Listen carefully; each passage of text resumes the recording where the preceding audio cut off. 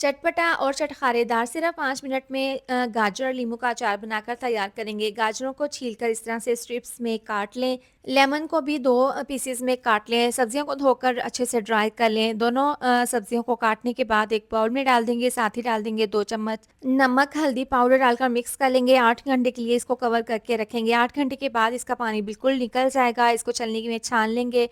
कपड़े के ऊपर डालकर इसको ड्राई कर लेंगे। 2 चम्मच सौंफ, 1 चम्मच मस्टर्ड बीज और साथ ही मेथी दाना, 1 चम्मच साबुत ज़ीरा, 1 कड़ी पत्ता हल्का सा ड्राई रोस्ट करके मिक्सी जार में इसको पीस लेंगे। 1 कप सरसों का ऑयल को गरम कर लेंगे। खुशबूदार अचार मसाला 2 चम्मच डाल देंगे। 1 चम्मच पिसी हुई लाल मिर्च, धनिया पाउडर, हल्दी पाउडर, 1 चम्मच कुटी हुई लाल मिर्च, 1 चम्मच नमक, साथ ही कलौंजी डाल देंगे और अच्छे से इसको मिक्स कर लेंगे। गरम ऑयल डाल देंगे, हल्का सा इससे अचार पक जाएगा, मिक्स कर लेंगे। अब किसी भी खुश्क जार में इसको डाल दें, सालों साल इस्तेमाल करें। चटपटा चटखारेदार अचार तैयार है।